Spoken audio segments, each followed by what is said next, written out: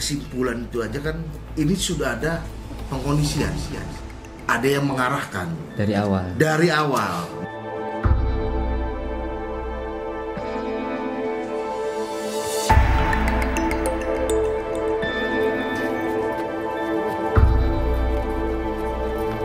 Teman Eki dan Vina, Liga Akbar, yang juga menjadi saksi kunci kasus pembunuhan, mencabut berita acara pemeriksaan yang pernah ia buat 8 tahun silam. Liga Akbar membantah ia melihat ada proses pengejaran dan pelemparan batu kepada Vina dan Eki karena tidak bersama dengan keduanya saat dikejar geng motor. Kuasa hukum menyebut kesaksian dalam berita acara pemeriksaan Vina 8 tahun silam penuh dengan tekanan. Karena Liga kan yang sebagai yang memberikan keterangan adanya pelemparan, adanya diteriaki, dikejar, itu keterangan kan dari Liga Akbar. Bukan. Itu AF sih kan katanya dari jarak jauh melihat ada yang dikejar. Nah makanya ini menjadi suatu pertanyaan, ya AF ini keterangannya dari mana? Tuh. Sedangkan keterangan Liga Akbar aja dicabut. Nah ini suatu rangkaian lah. Liga Akbar ini awalnya tidak mau menandatangani berita acara pemeriksaan waktu itu. Nah, cuman apa boleh buat, ada sesuatu jadi dia menandatangani. Kesaksian serupa juga disampaikan oleh 7 narapidana kasus pembunuhan Vina kepada seorang mantan napi. Narapidana kasus pembunuhan Vina yang sudah menjalani masa tahanan menyebut ada intimidasi yang mereka dapatkan saat membuat berita acara pemeriksaan 8 tahun silam. Kan katanya pengakuan mereka di mana proses pem-BAP-an tadi penuh dengan kekerasan. Tindakan-tindakan kekerasan seolah-olah mereka disuruh ngaku. Disuruh ngaku. Beberapa minggu mungkin di Polresta, kemudian para tersangka dibawa ke Polda. Di Polda pun mendapat perlakuan yang sama. Jadi begitu berkas dilimpahkan ke Polda, dia dapatkan perlakuan yang sama pula. Sementara itu kuasa hukum Peggy yang disebut sebagai otak pembunuhan Vina dan Eki melihat ada kejanggalan dalam penangkapan Peggy hingga proses penyidikan kasus ini. Kuasa hukum Peggy Setiawan mendatangi Bareskrim Polri dan menyerahkan surat untuk Kapolri meminta gelar perkara khusus atas penangkapan Peggy karena alat bukti yang dijadikan dasar penetapan tersangka dinilai tak kuat. Yang kami tanya ke Polda Jawa Barat itu masih belum terbuka, oleh karenanya supaya terbuka, supaya transparan, kami ajukan gelar perkara khusus karena melibatkan Propam, melibatkan Irwasum, melibatkan pengawas, penyidik ya.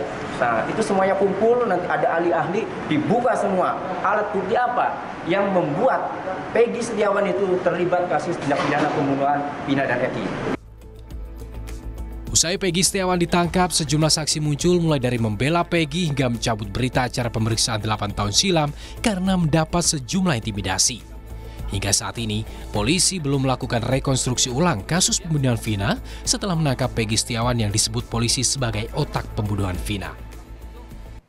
Saudara, polisi didesak untuk memeriksa ulang penanganan kasus pembunuhan Vina dan Eki di Cirebon pada 2016 silam. Ini untuk memastikan apakah proses penyidikan kasus pembunuhan Vina dan Eki sesuai dengan prosedur atau tidak. Bagaimana proses selanjutnya agar kasus ini terungkap. Kita kupas saudara bersama dengan Irjen Polisi Purnawirawan Anton Carlian, adalah Kapolda Jawa Barat 2016-2017 dan juga bergabung bersama kami Tony RM, kuasa hukum dari Peggy Setiawan. Selamat sore Bapak-bapak, sehat selalu. Selamat sore. Assalamualaikum warahmatullahi wabarakatuh. Waalaikumsalam warahmatullahi wabarakatuh. Saya ingin ke Bung Tony dulu ini. Bung Tony, Anda meminta untuk dilakukan gelar perkara khusus begitu terkait dengan kasus ini. Kenapa? Ya, upaya kami meminta kepada Bareskrim, kepada Bapak Kapolri, kepada Karwasidik dan Kabareskrim untuk melakukan gelar perkara khusus. Pertama ya, secara sosial ini langkah, ini mekanisme prosedur ya. Artinya kalau kami tidak lakukan langkah-langkah seperti ini, maka bisa saja masyarakat yang sudah tidak percaya dengan Polri ini semakin geram. Maka untuk menghindari hal-hal yang tidak diinginkan, maka kami sebagai penasihat hukum Peggy Setiawan menempuh prosedur ya. untuk mengajukan gelar perkara khusus. Alasannya adalah kami tidak percaya dengan kinerja penyidik Ditreskrim Polda Jawa Barat yang menetapkan Peggy Setiawan sebagai tersangka. Oke. Adapun dasar kami tidak percaya karena jelas ya dari putusan pengadilan atas nama 8 terdakwa yang sudah menjadi terpidana ya, tidak ada satupun ya, ciri-ciri yang merujuk kepada Peggy Setiawan. Yang ada adalah 3 DPO tadi ya, Andi, Dani, dan Peggy alias Peron.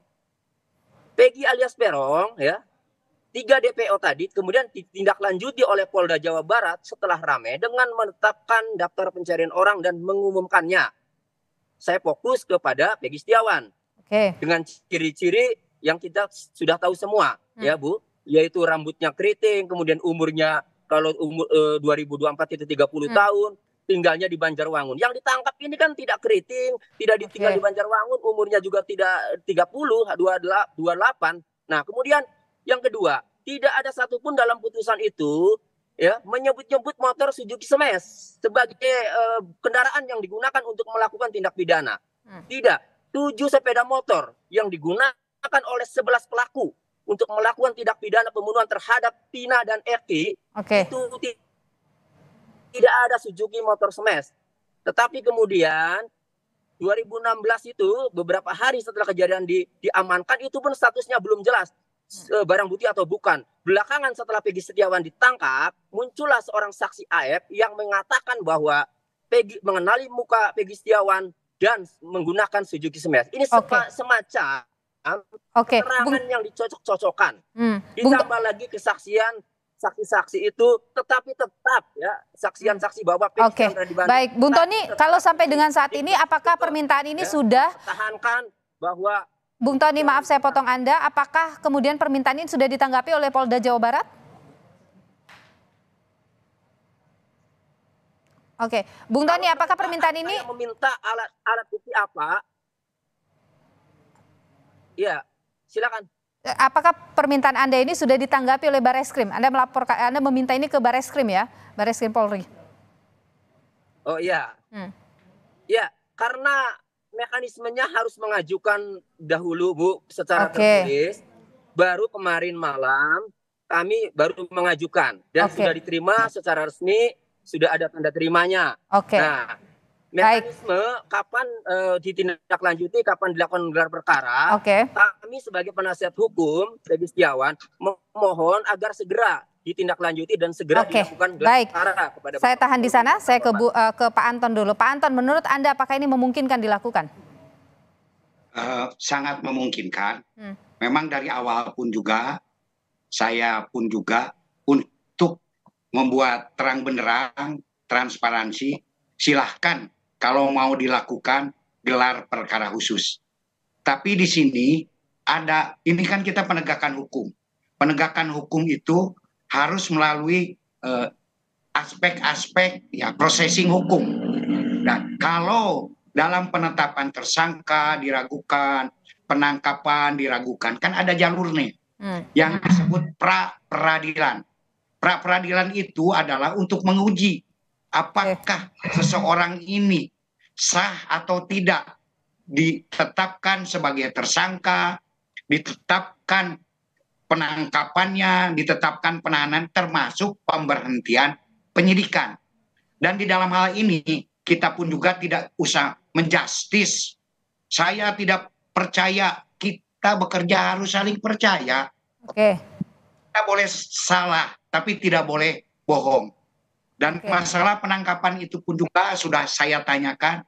Memang ada yang mengatakan tidak.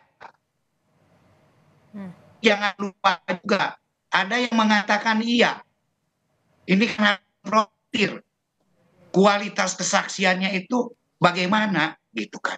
Apakah kualitas kesaksiannya ini bisa dipertanggungjawabkan atau tidak? Dan makanya Polri saat itu penyidik berani menangkap. Saya tanyakan berkali-kali kepada penyidik, awas loh, jangan salah tangkap. Ini berbahaya. Kami yakin Pak Anton, kualitas saksi ini sudah sangat memadai, sudah maksimal. Tapi termasuk yang lain. Baik, Pak Anton, kira-kira ini kemudian perlu tidak sih dilakukan gelar perkara khusus ini? Sudah perlu, sudah saatnya dilakukan, dan apa kemudian juga harus diambil alih oleh Barreskrim?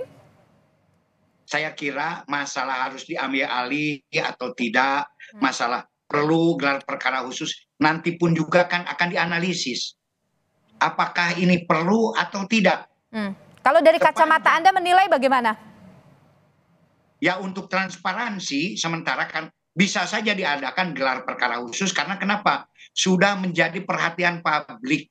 Di sini akan diadakan rekonstruksi ulang penetapan tersangka, pengumpulan barang bukti, termasuk juga pengolahan TKP.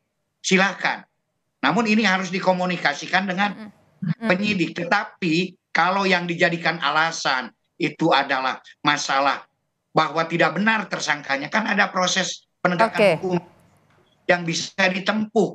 Jangan menunjuk, karena maaf, untuk mencabut tersangka ini harus keputusan pengadilan. Pra peradilan tadi ya, itu yang diperlukan. Tapi Pak Anton begini, mengingat kasus ini kan sudah 8 tahun, dan kita harus lihat juga bahwa kalau kita bicara soal scientific crime investigation yang dilakukan oleh Polri waktu itu kan tidak maksimal juga, karena tidak ada sidik jari, tidak ada tes DNA, karena memang kondisi waktu itu kondisi jenazahnya sudah terlebih dahulu dimakamkan, baru kemudian ada penyidikan ulang. Anda melihat bagaimana kemudian bisa tidak ini diungkap secara saintifik, secara ilmiah begitu ketika sudah 8 tahun berlalu? Sangat bisa sekali, bahkan untuk memakai forensik DNA. Karena forensik DNA ini waktunya bisa tahu, bahkan bisa limit kasus-kasus itu yang bisa saja darah diperiksa, sperma diperiksa, diperiksa. Tapi kalau sidik jari itu pasti sudah hilang sekarang. Nah, itu. Dan kenapa dulu pada 8 tahun yang lalu tidak dilakukan itu? Karena masih adanya persesuaian keterangan antara yang satu dengan yang lain. Masih adanya persesuaian alat bukti yang satu dengan yang lain. Karena di dalam penegakan hukum cukup 2 alat bukti yang sah ditambah petunjuk. Nanti ada keyakinan hakim. Pak Anton, begini Pak Anton. Pak Anton, ada penilaian begini. Lanjut, silakan. Ya, maaf saya potong Pak Anton. Ada penilaian begini bahwa ketika kasus ini secara ilmiah kemudian lemah, ini yang kemudian menimbulkan keraguan-raguan publik begitu. Bagaimana kemudian membuat agar ini secara saintifik kuat sehingga publik tidak lagi ada pertanyaan-pertanyaan besar, asumsi-asumsi yang menjadi liar di publik. Setuju sekali itu. Saya sangat setuju sekali dengan Mbak presenter ini. Justru sayalah yang mungkin yang lain juga samalah mengusulkan agar sekarang ini diperkuat dengan scientific investigation. Kan bisa diperiksa tadi forensik DNA, bisa diperiksa juga IT BTS-nya. Apakah betul yang bersangkutan saat itu berada di TKP?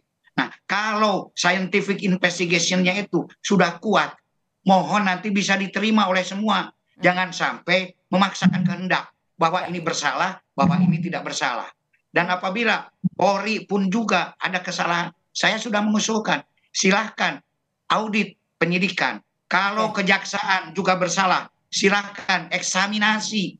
Bisa eksaminasi itu apa? Yaitu pengujian, pemeriksaan, surat-surat dakwaan di kejaksaan, dan surat keputusan di pengadilan. Karena ranahnya sudah inkrah. Sudah criminal justice system, 3 penegak hukum yang sudah bekerja. Jadi 3-tiganya juga kalau memang ada keraguan dan trust tidak percaya, silakan dilakukan upaya-upaya tersebut ranah processing penegakan hukum. Presiden juga sudah berbicara ya soal agar ini dibuka secara transparan. Terima kasih Pak Anton Carlyan, Kapolda Jawa Barat 2016 hingga 2017 sudah berbagi pandangan di Kompas Petang. Sehat selalu Pak Anton.